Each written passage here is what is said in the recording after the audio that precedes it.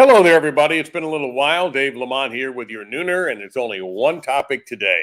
Much as I would love to say review the first 6 or 7 episodes of Curb Your Enthusiasm, which has always been wonderful, and one of your signature lines of the year is, "Why don't you just die? You know you're having a good year." No, there's only one thing, and I've kind of held off on all of the Mario Cristobal to UM and now Dan Radakovich, the new athletic director to UM stuff, because I wanted to let it cool off a little bit because everybody went into a state of utter hysteria, or at least those who were Hurricanes fans, went into a state of utter bliss and hysteria from which they have not yet recovered completely. And maybe they never will. Maybe Mario Cristobal and whatever team he puts together will not give them a reason to be anything but hysterical. And that would be wonderful because if you don't know, I am a UM alum. But having been a network guy for a long time, it has changed me as a fan, other than games involving my own children. Because I've been around and because I've run into a lot of people and been in situations where I'm not rooting for either team. In case you didn't know, network announcers don't root for teams. They do root for fast games, and particularly if they have a flight after the game or a dinner reservation in a nice place. So I look at this a little bit dispassionately. It's not that I don't care, and obviously I want this to succeed. The alumni in me. By the way, I think there's like 6 Hurricane fans who are actual alums, and the rest of them are people who just became fans because when the team was winning, it was a fun thing to do. So let's go back and kind of piece this together, John Oliver style, only without the research, the humor, the studio audience, the videos, or the guy, David Kay, who does those incredible voiceovers. You know, when he goes, and now this, and then he does the stuff. So here's what I'm going to do. I'm going to start with, as they say at the beginning, with what happened with Manny Diaz. And it's very simple. When did Manny lose the fans? Easy. FIU, Louisiana Tech, those disastrous losses, and then the 2020 North Carolina game. And that, to me, never mind anything that happened this year, and nobody thought they were going to beat Alabama, at least nobody with half a brain. But that North Carolina loss in 2020 just ripped any healing Band-Aid that might have been on that team because De'Ara King was working out. He was playing pretty good. The heat was on Manny a little bit, but there's always going to be heat, but it wasn't too bad. And if they'd beaten North Carolina, it would have been a pretty respectable year. That, to me, was the end. He could have survived FIU, and he could have survived that horrible game in Shreveport in the bowl game against Louisiana Tech where they yawned their way through. Was it 14-0, whatever that score was? Just a horrible game to watch. But the magnitude of the North Carolina loss, just getting ripped to shreds, giving up hundreds of yards of rushing and hundreds of total yards, and you're a defensive-minded head coach, well, even when he sacrificed the defensive coordinator and took over running the defense in 2021, that to me is where Manny lost the fans. And that's when the social media critics exploded. And I don't think he could win them back unless they win something like a Mark Richt like 10-0 this season, which we know didn't happen. Again, I don't think anybody with an IQ above 6 thought they were going to beat Alabama. They didn't. Michigan State was the game I think that made or broken the season, but they got ripped in that game. And Michigan State turned out to be a pretty solid team until the very end when they ran into Ohio State and faded. And then a little win streak, and then the Florida State loss. But I think by the Florida State loss. Now, it would have been interesting had they run the table. So if they beat Florida State, let's say they don't give up those big plays at the end, and they hang on and win, they end up with a very nice win streak. And what if they win the bowl game? And that would give them, 8 wins? 9 wins. I don't think he gets fired. You'd have a ton of momentum. You have an emerging star in Van Dyke, a quarterback, who looks like he could be an all-timer for this school. I think losing Rhett Lashley is going to hurt, but I trust that Cristobal will bring in the right people. I think the Florida State loss, if there was that little bit of shredded wheat hope of him hanging on, that killed it. That was the thread that caused the loose tooth to fall out. But here's a part, and I realize that when your heart is set on something, like fans be locked in on Mario Cristobal, although there were some who wanted Lane Kiffin, which would have been interesting as hell. But I never thought he was coming here. I always thought he was going to stay in Mississippi. I just think that it would have been too many short-term jobs for Kiffin, some of which he was told to leave and others which he left voluntarily. Like, nobody thought he would go past 2 years at FAU. He went 3. I think he was wise to stay where he is, and he signed the deal with Ole Miss. But you want to be disappointed. You want that. Now that's all fans can talk about. Get us Cristobal. Get him out of Oregon. He's a homeboy, all this other stuff. And a lot of people put a lot of faith into that. And as it turned out, that was a wise decision, because at Oregon, it's an ideal situation up there. And Eugene, by the way, we know is not Miami, but Miami is not Eugene. It is a different lifestyle. Duh. But it's pretty up there. And facilities falling out of the sky. Money falling out of the sky. More than Miami has, even with this influx of cash from UHealth. Nike is still doing better. But Cristobal, maybe he peaked there. I mean, the last 2 games, Oregon just undressed and just destroyed them. It was horrifying. But he didn't win a Pac-12 title. Got him to the championship game 3 times. Recruited well, which apparently is his strength. He is known as a utterly relentless recruiter. So there's a lot to say about him as a hire. But the Manny Diaz treatment, come on now. You don't let a guy twist in the wind like that. Because by all accounts, the plan was Mario or bust. If Cristobal had said, you know what, I'm going to take this new offer that Oregon has given me, then you would have had to go back to Manny Diaz and said, I know we were about to fire you, but can you stick around? That's just not how you treat somebody. And I know, oh, but Manny's getting paid, Dave. He's getting money. He's getting paid. Yeah, I know that. There's still a professionalism required. And by the way, all of you focused on Manny. You forgot about everybody else working for him and their futures. And they're not getting a $7 or $4 or $5 million buyout. Okay? You forget about that. A lot of people don't like to think. And I understand. Manny's the head man. He's the one getting paid. So to not coach, he's done pretty damn well financially. But there are others who have lives, who have children, who have wives, who have people in school, communities, homes, all this other stuff. And they were dangling too. And they were out on the road working, knowing that there was a pretty good likelihood that they weren't going to be working for much longer, but they went out and did it. They were professional. The school wasn't. And if this kind of thing ever happens again, they've got to do a better job of handling this. If you're going to replace coach whomever, do it. Don't use that person as a backup plan when you're publicly courting another person or privately courting another person. It's incredibly unprofessional. Cut them loose, name somebody as an interim coach, and then you bring in the new guy. That to me was sloppy and a little embarrassing. Now, we know what happened after that.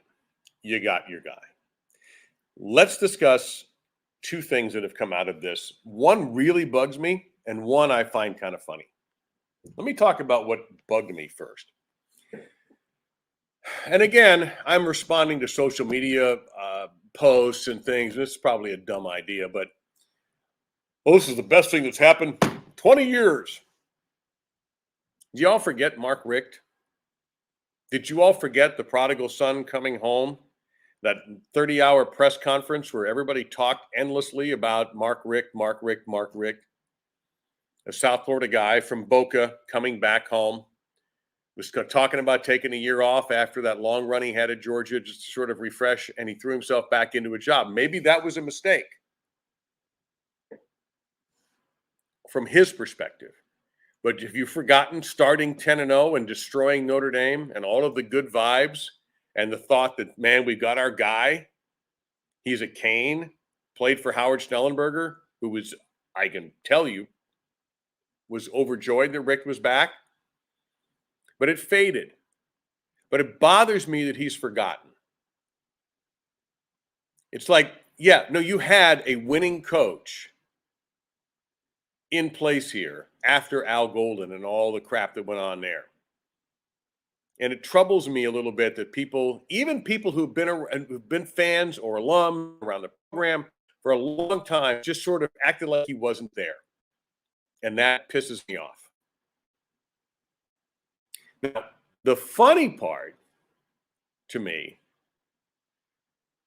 was just the reaction to all of this. The winning the press conference. You know, there are no trophies for winning press conferences. And even smart people were writing about how he was winning the press conference. Well, look, if you're a coach coming into a football job and you have the big press conference, okay, you're going to say, we're locking down our recruiting area. He said that. We're going to change the culture. We're going to do this. We're going to do that. As long as you don't say anything really dumb, you win the press conference. To me, it's almost impossible to screw up, and it doesn't mean anything. It temporarily energizes your fan base, and it did that. But are you going to remember what he said in May? I suppose you could find a press conference on YouTube or something, and you can go back and watch it. But in 2 years from now, is that going to help you win a game? Is a receiver going to make a better block because on a running play because you won a press conference in December of 2021? No. It is temporarily meaningful, but ultimately it's just a trivial note, what you said at your press conference. I don't remember anything about the Mark Richt press conference other than it lasted 6 hours before he ever got to the podium. So that to me, it cracks me up. It's just another social media talking point, which is just a waste, in my view. It means nothing about the on-the-field product that's going to ultimately judge the success or failure of the Cristobal regime. Now, Cristobal immediately jumps in, as he is known to do, and is recruiting right off the press conference, which is way more important than winning the press conference, by the way. And he is going after local talent. And perhaps he will block his mentor, Nick Saban, who has been extraordinarily complimentary of Cristobal, which is good news, from coming in. I mean, I'm here on the campus of American Heritage, where Nick Saban has become a regular in the time that it's recruiting period. Pat Surtain Jr., his dad coaches football right here at this high school. Where did he go? Alabama. And you know what happened there. He's probably going to be the NFL Defensive Rookie of the Year, or he should be. And, you know, our son, TJ Slayton, didn't go to Miami. Sony Michel, who played running back here, now in the NFL, scored a touchdown in the Super Bowl for New England, didn't go to Miami. Isaiah McKenzie didn't go to Miami. Went to Georgia. He's in the NFL. Khalil Herbert in the NFL, didn't go to Miami. That's just from one school, bro. Okay? That's just one school of guys, and there's others who didn't go to UM from this school. That's just one high school with a very good football program. That's the stuff that has to change. And Cristobal might be the guy to do it, but we have to wait and see. And this is the hardest part because the excitement is palpable. And it's wonderful. That's good. And I want it to succeed. Again, I'm in that minority, an actual Hurricane alum who roots for the football team. So we don't know what's going to happen. There's optimism, of course. You're not playing Alabama next year, which immediately increases your optimism for one win. Although I think Texas A&M won't be exactly an easy out.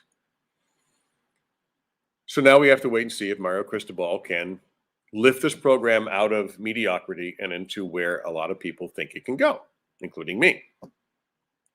Now, the other issue that's come up out of this, which is just aggravating more than anything else, is the billionaire who, in the middle of all this Mario talk, decides he wants to hijack the news and talk about wiping out an entire high school to build a slightly on-campus, off-campus stadium. If you've ever been to the University of Miami, there is no place to put an on-campus stadium unless you destroy the university or you wipe out a bunch of people's homes. It's never been built for that. You have a fine facility at Hard Rock. Now, everybody goes, well, what about the college experience? You got to have an on-campus stadium. Normally you do. A lot of places with on-campus stadiums have student bodies of 30, 40, 50,000. The U has an 11,000 undergrad body. Remember, out of that 30, 40, 50,000 or 11,000, not every single student there is a football fan or wants to go to games or has the time to go to games. We all have the romantic image of rolling out of your dorm bed at whatever time and going to the old root for the old team kind of thing.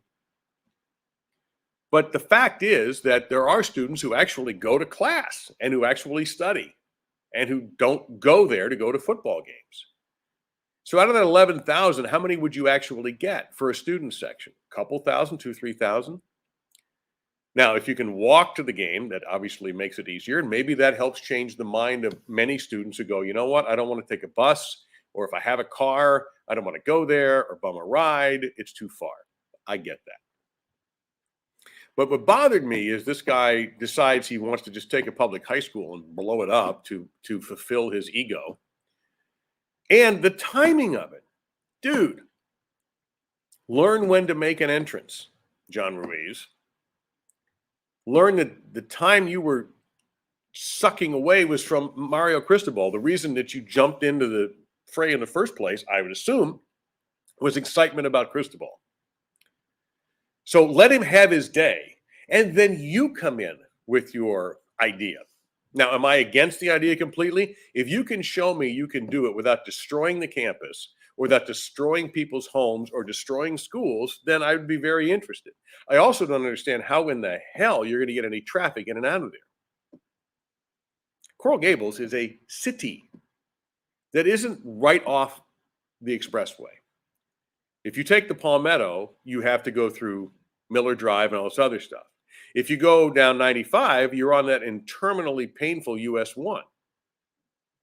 There is no easy way to do this, traffic-wise. If you go through South Miami, you have other areas there, but ultimately you're going to wind up on US 1. US 1 on a normal day is bad. Can you imagine if you stuck a 50,000-seat stadium? How many people do you, okay, maybe Metro Rail puts a stop there, but nobody rides that thing. Excuse me. So could you have waited with your dream and let Cristobal have all of the attention if you're that excited about him, or did you have to be so selfish? I'm fine with Hard Rock. It allows fans from other parts of South Florida to participate in becoming Hurricanes fans because they're not all in the city of Miami or in Coral Gables. They're in Palm Beach, there's Broward, even to the west. And you threaten to lock them out. Maybe you're going to tell me, well, that's what we heard about the Marlins. Oh, they're going to move them south away from the county line with their own field. It will increase attendance because more people from Miami. How's that working out for you? Yeah. And don't even think about that place as a football facility. Don't you dare. It won't work. So, the field is wrong. The fans are too far away. It's a disaster. I've been to football games there. I know what I'm talking about. So, we now have to sit and wait, which is the hardest part of all. And now I leave you with this thought. And I hope this never happens. What if this doesn't work out? Leave it to me, Mr. Happiness, to come up with that idea. Because the social media hatred toward Manny Diaz reached incredible levels, even, I think, in some cases, past Al Golden, although that's going a ways. And then, of course, you have all these people who basically wanted to throw him in front of a speeding train wishing him well on the way out. Oh, Manny, we loved you, but you didn't win. No, don't be a fake, okay? If you hated him so much that you said all the things you said on Twitter and all these other formats, then stick with it. Okay? Don't turn nice all of a sudden. That's so disingenuous.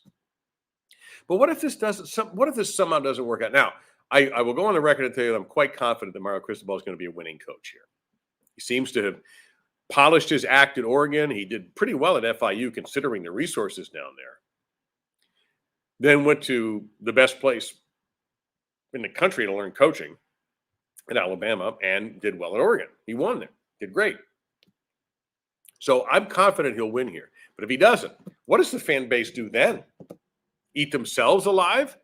Because they're the ones who pushed so hard for Cristobal, with that little percentage of people who wanted to be on the Lane train jump up and say, see, we told you, you got the wrong guy.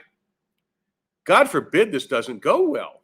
Social media, the hurricane part of it, will just explode. They won't know what to do with themselves. And we're out of alums who are qualified as head coaches because there seems to be an absolute obsession with that. Let's bring this alum in. Let's get this guy to be the AD, even though he's never done it before, but he's a hurricane. That qualifies you? No. So none of this will likely happen. But if it does, it's going to be an incredible social experiment. And I really do hope it doesn't happen because I don't want to be alive to see it happen. I'll just delete everything and go crawl under a warm blanket with my dog. But in the meantime, it's the right move. Cristobal was the right move. Not just because you fired up the fan base, but because he appears to be ready to take another step in his career. Now, you can argue whether this was a lateral move going from Oregon to Miami. The Pac-12 and the ACC have been both a bit overlooked, with Clemson slipping this year and the Pac-12 once again missing out on the playoff because there's 66 SEC teams in it. But I think this will work. And I hope it does. And I hope we can talk many times about great wins and Miami becoming a contender in whatever time it takes. 2 years, 1 year, 3, who knows. All right. Have a great weekend. Enjoy watching football this weekend, and we'll talk again.